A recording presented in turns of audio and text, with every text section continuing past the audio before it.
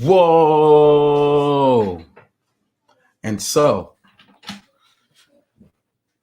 B1 brother Moses, man, I gotta put this out there. Gotta hit my guy up, Taz. I know he'll probably accept this challenge, but it's one of those days, man. You gotta debate this stuff right here. And so what you'll see on your screen is what I am proposing be debated, the debate exhibition, of course. And so on this live stream, I'll go through the fundamentals of what that debate looks like in my debate prep stream. I know one of them is probably going to respond and say, yeah, we can have that conversation. We can have that discussion. And I know that there are millionaires out there who are actually doing some deeper level research into these topic matters and with us to provide some excellent putback and content from whichever side of the debate they take. All right. You'll see the debate topic right there on your. In fact, I want to give it a life there. I want to animate it just a little bit so that we are able to really engage in this content throughout this conversation. All right, there you go. And so, as you see here, the debate topic would actually break down in a couple of sections there. Number one is the African Americans has to be central to that conversation. All data, statistics, and sources would have to originate from right there on the B1 perspective, African Americans. Taking the conversation and deflating it towards other groups and things like that, that would not serve as a point inside of this debate. The points would only be a reflection of African Americans. However, they can be used as rebuttals. You can rebuttal a point using examples from outside of that direct community, but only if you tie back that rebuttal to how it's either in favor of the topic or against the topic. All right. And so number one there is establishing that precedent that it is going to be about African Americans, and then also being able to take that conversation to the next level. And then in the vein of being first, DJ Moss, salute to you, brother, for coming on in. It pays to B1. Salute also B1 for life. What up? Peace, brother. And so this debate also expands from here too, right? And so again, you have the basic premise of what is a debate, how is a debate what is the formula for a good debate? And I'm gonna show you the next slide there. On this debate topic, number one, whichever side you're on, would be this needs reparations. So they would have to go into this needs assessment or a needs analysis and then look at reparations as being a solve for something. Number two is that what is it actually going to solve, which is that last part of the sentence. You can take that and flip it, or you can leave it right here at just African Americans need reparations as the point of contention in the debate. One way or the other, whichever position they would take, we have to be ready to have that conversation and provide context. And then the second part here that I would pose is to add that to stop the spread. That would be a hell of a debate topic that I would be proposing. And I do know that there's a couple of brothers who would be to engage in it. So number one, break it down. What are we talking about? African Americans, their need for reparations, and then why do they need reparations? Well, in this debate, because you have to have something specific, I would say, to stop the spread. Now, again, you could take that to stop the spread and then run it towards a number of different directions, right? And so that's why I think the conversation of the dialogue is most interesting. So tell me what you think, man. Leave a chat, leave a comment in the section if you catch the stream a little bit afterwards. That would be my intended debate right there, would be African Americans need reparations to stop the spread. I could take either of those positions, which is why I would propose it to the B1 network. You know, Taz, the exclusives, I know he could probably take either. And then I would also have that conversation with like George Macon. I would extend that conversation out to like some of the hosts inside the B1 net, not the B1 network, but like the Manosphere. I know there's a couple of brothers on there who can articulate at least to this caliber of a conversation, especially given a global pandemic and how that's impacting our communities and cities and states here. So it does have some meat and some context there. There's a lot there. As I go into the actual debate prep, that will be my segue here. There's a lot that you can actually get out of a real conversation on African Americans need reparations to stop the spread on either position, right? It gives us the opportunity to, number one, address the African American needs here in America.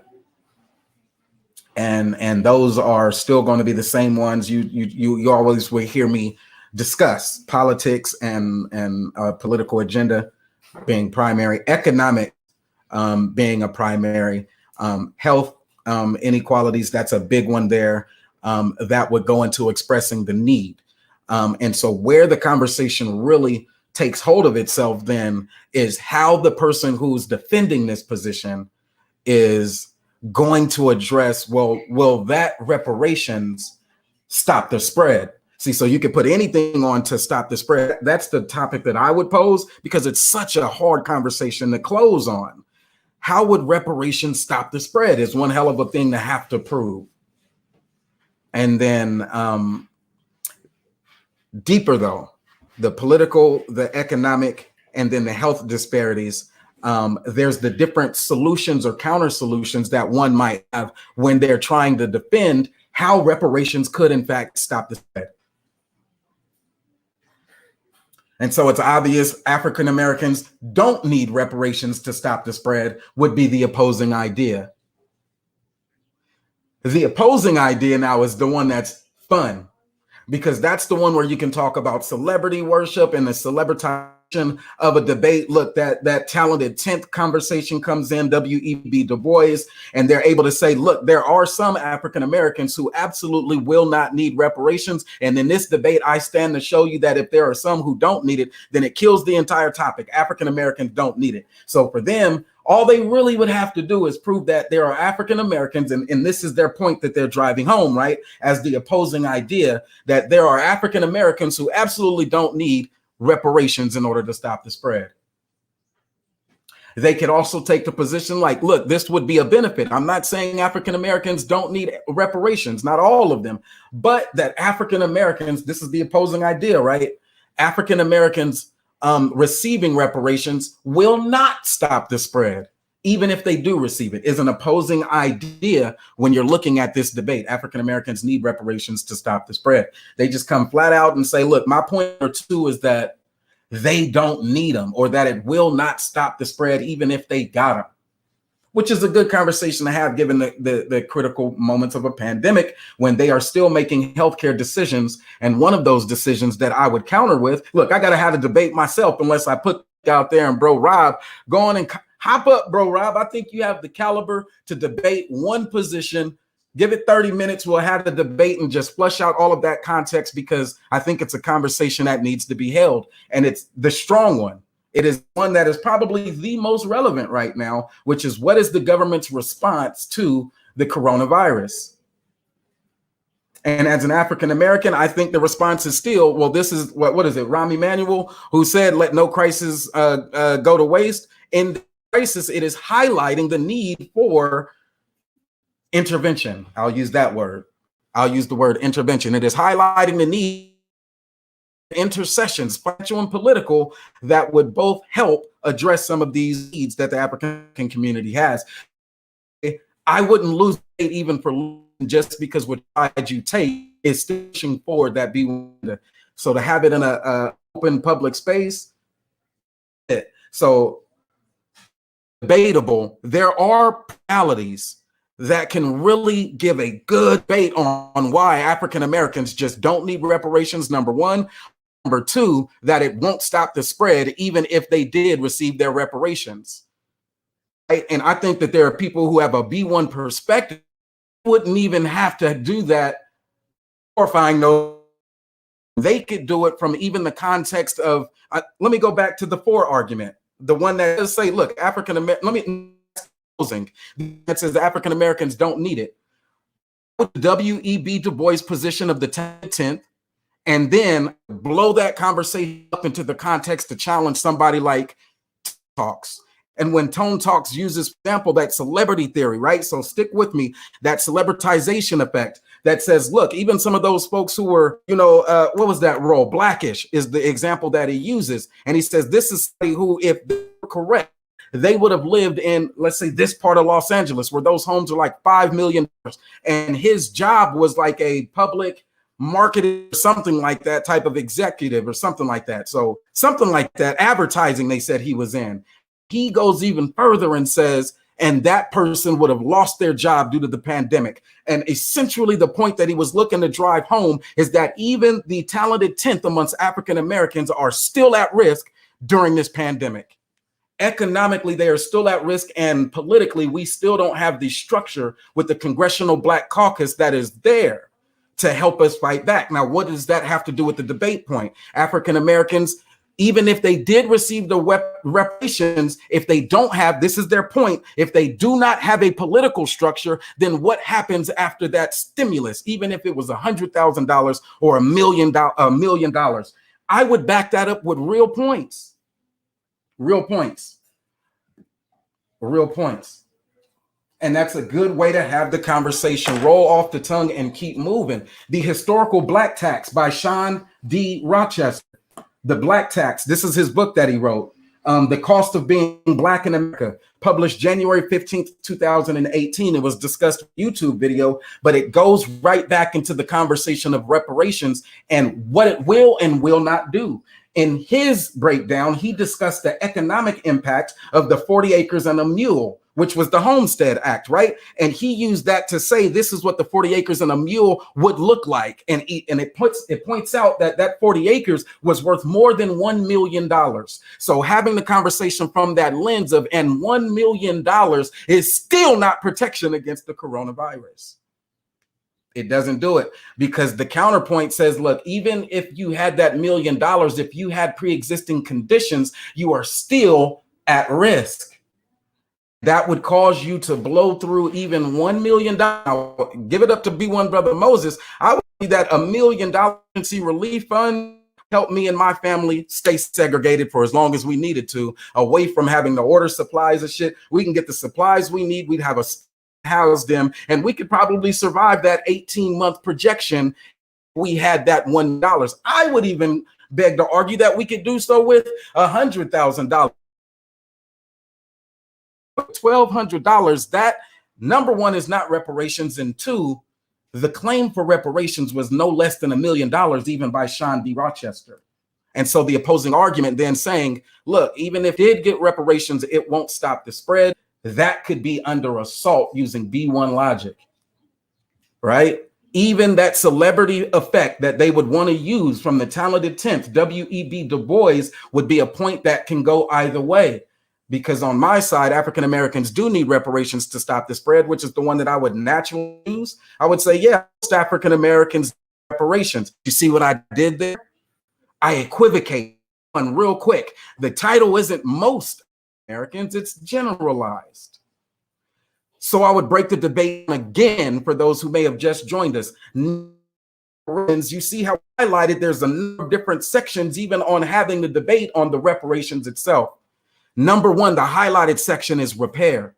And so do African Americans, and I would use equivocation in whole, require some form of repair? I would say, yeah, I don't think that there is any way in American society or even abroad that the trauma that are attached, the stigma that are attached to enslavement can be overcome with a mere $1 million. But it is a good start. All right.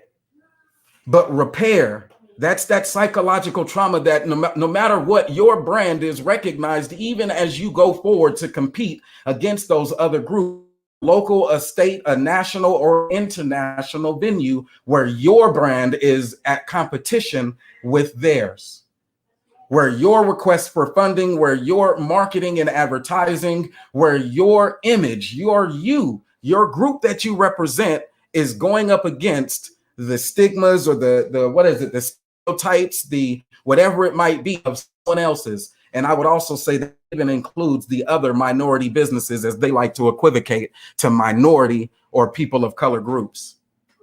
There is a certain unique repair to the brand of the African American that is just irreconcilable with anything without reparations. Reparations is the symbolic victory on a global scale on the message and brand of the true resilience that our unique people have experienced and continue to embody even today. The good and the bad. We are survivors, and even in the surviving, we have work to do. We are continuously surviving that stigma of, oh, that nigga used to be a slave. His grandmama was a slave. His great grandmama was a slave. And thus your competition is going to be impacted. So I break it up, highlight repair, and move to the Asians part, right? Because you're still talking about a group of people who together, even though we are unique individually, collectively, we are the size of a nation. And I will not stop saying that. We are a nation. And yes, we may fall under the banner and the flag and the Constitution of America, but we in ourselves are a collective group of people that are a nation. And those nations where conversations are held, is it from the individual's benefit and back into what are you asking for a global policy? See, again, when you're talking about repair to a nation, you have to understand it from the lens of global health policy. African Americans in the context of global health policy. African Americans that have pre-existing conditions is a statistic that we have to have our vital data, even for our talented 10th, to come to their best conclusions. All right. I'm gonna jump back and forth between both sides. The affirmative side that Americans need reparations to stop the spread, as well as the opposing side, which says African Americans either don't need the reparations using the celebrity effect, or and if they receive the reparations, it will not stop the spread. I think both have great points that they can make, and I would be willing to have the conversation on both sides. But I wouldn't be willing to do that by myself. I'm about 16 minutes in. I would put the challenge out to any of the members of the B1 network, iron sharpening iron. We have to give exhibitions on True Debate Forum. And then I know as we continue to have the conversations, we could even talk about it from the lens of debate strategy. So here's what it was that I was attempting to do after the debate, not just saying I won and then regurgitating the same talking points, but to understand when it comes to of this magnitude, we are really talking about that cut to check is a real and serious thing, but it also means the cutting off. If I cut you this check, then you are cut off. African Americans could probably say, look, I've existed in a state of being cut off from the benefits of this American democracy and, for the most part, the true essence of capitalism. I have, as well as each generation before me, for the history of our people in this unique space. Geography alone is the thing that constrained us. Salute, bro, Rob. But I do know that there are some people who can't take another coronavirus topic, which is why I would take the conversation back into the context of something more relevant, even as we have these conversations. Look, when it comes to the political and why the conversation gets deeper, there is a caucus, and that caucus is there to represent the best interests of that caucus. The Black Chamber of Commerce is acting everything but Black in the form of its economic leverage, and the Black Congressional Black Caucus is the other one, is acting everything but in the best interest of the Black, which is a part of their caucus and why it exists in this space of politics. And the more we have our conversations, the better equipped we are to continue to give that pushback when people have conversations from the lens of being dependent on a government and its system to act in the best interests of us. When they say you do have leaders who are in place who are supposed to be representing your people, when they take the lens of being disconnected and disassociated from the African Americans as citizens in America and give us our own stratified group and say, nigga, you are on your own. When they take that position as a talking point, we have to be well equipped to say, I absorb that, I receive it, and I understand. There are entire groups that still believe in segregation as not just a survival tactic, but as an everyday practice. They believe in segregation. They do believe that Black people should be separate and independent and sovereign from, oh, you need the government to do for you. They say by themselves they need to be self-actualizing and independent, have those systems in place that can support one of themselves, isolated from whatever decisions are being made. They say that we are better off left alone. And because they have that position, we need to be able to correct them and let them know that here in America, you are still under the auspices of their government. You still fall under the banner, as much as you may believe in segregation or insulation like the Geechee people. As much as you may believe in that, you are still subject to its capitalist influence and its democratic principles. You are subject to them as an authority over matter state, and thus over the local in up rolling down the public benefits of the schools and education. You are not isolated from its banking system, and thus your need or reliance on those external forces. And there are cases historically where African Americans have thrived to their best and utmost ability, isolated and insulated from the bigger system. There are cases, yes, but on whole, we don't operate like that. And today, shit, there are some things that we still require that are under the authority or the jurisdiction of the others. Good afternoon. I don't know how to feel about the stopping spread argument, which I think that part becomes the meat of the conversation. Even if you received reparations, would that help you stop the spread? I would say absolutely, because what you need in order to stop the spread is the ability to not transmit human to human. And that social distancing measure is the opposite of opening back up. What you do need is still in the line of segregation, not integration.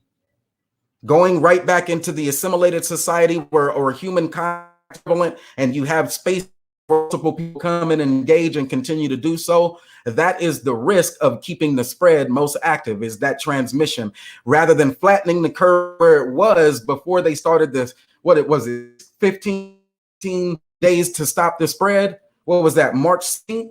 When that really went into place, and it would have been to reestablish around April 1st. Today is April the 9th. We've seen that the curve didn't flatten.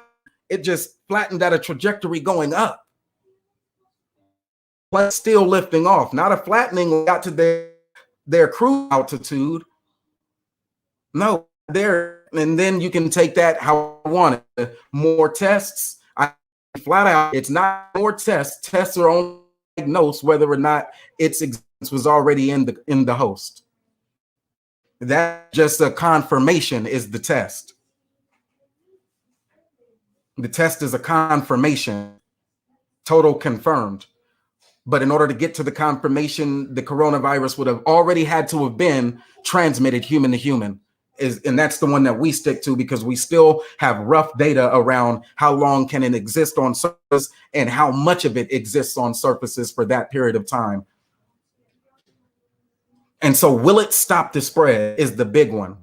And I think that conversation goes very deep when you start talking about different preparedness that an American would have needed to have even before this thing kicked up into high gear, and the preparedness that African Americans would still have right now should this conversation escalate towards those who are in the position to make the political decision to fight for African American reparations, right? That same caucus, which is right now absent and void and probably only on the Twitter, but not on the bills, not on the committees, not on the signing part of those bills enacted. And if they are, then we're going to need to see that pop up real quick. The one that defends and that allocation of that stimulus towards the Black businesses and the Black families, the Black households there are that still need the greatest protection right now. I would just go on and end the debate right there and say African Americans are in need of that reparation protection spread. That would be another equivocation is tactic to take the debate topic and then define each section using my own narrative back on the person that I'm debating to overcome how I find it, right? And that then takes from being meaty information, the need for reparations and will it stop the spread, and it gives some other context to address. Like, are we talking about all African Americans? Are we talking about most Americans? Or are we just saying African Americans in general?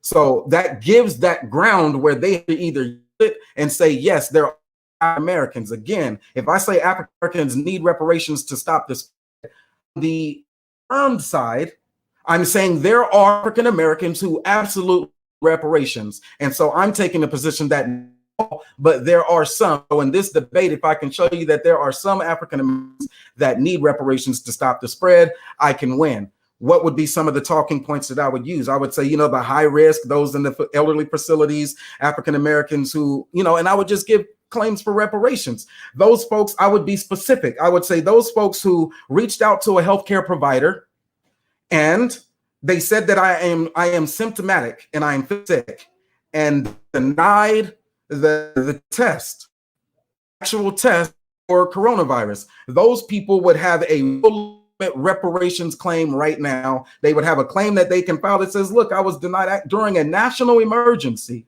when I was sick and I felt like I was sick. I went through the court as every other citizen in the United States, but I was denied access to the very test that could have prevented me from becoming a transmitter, or that could have gave me the tools I needed to stop transmitting. That person, while they were feeling symptomatic, they said was also the highest likely to transmit. And so if their family members got it, who else did they put at risk? Their coworkers and such got it or were at higher risk. Even the emotional trauma that's there for being denied that test is a reparations claim in my book. Feel me? That is an actual civil rights violation, if you ask me, and it would be up to their system to say, no, it wasn't a civil rights violation, or for them to say, look, we waived that, or we're going to be more relaxed when it comes to enforcing those anti-discrimination policies, HIPAA violations, or whatever it might be.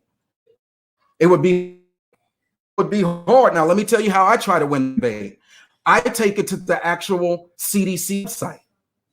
And go to the CDC website and I look for any of the information they have published as guidance around the enforcement of discriminatory practices or the prohibition against. Do they have bulletins that they use to advise those doctors or the discrimination? Or look, we understand that some discrimination may need to be had. If they have any documents where they received guidance from government to discriminate against our elders, then I would say the government is complicit. Therefore, you have a reparations claim all to and through from the top down.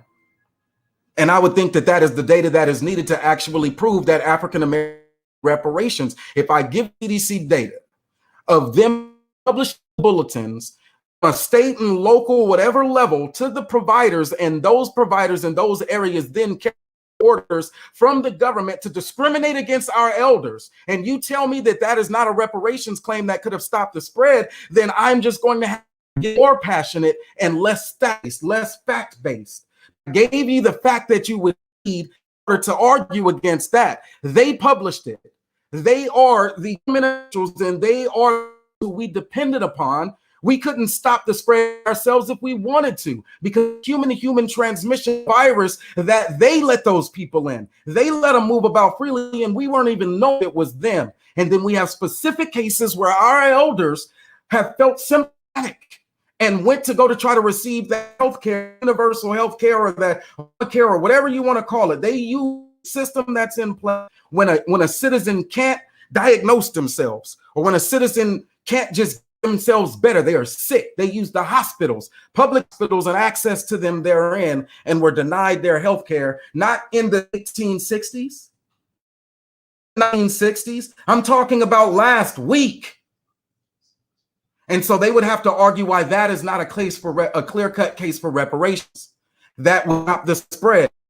People were feeling symptomatic. They said, for treating the disease when you have symptoms. They went to the doctor and the doctor did not give them the test. How is that not a case for reparations to stop the spread?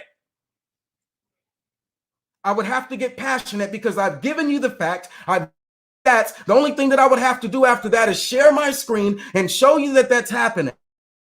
That even they admit racial discrimination in places like Alabama. The reason why the reparations conversation has to play. And yes, passion would still talking about stop the spread, and it's still relevant to us being a nation of people denied fair access to health care, even right now during a national emergency.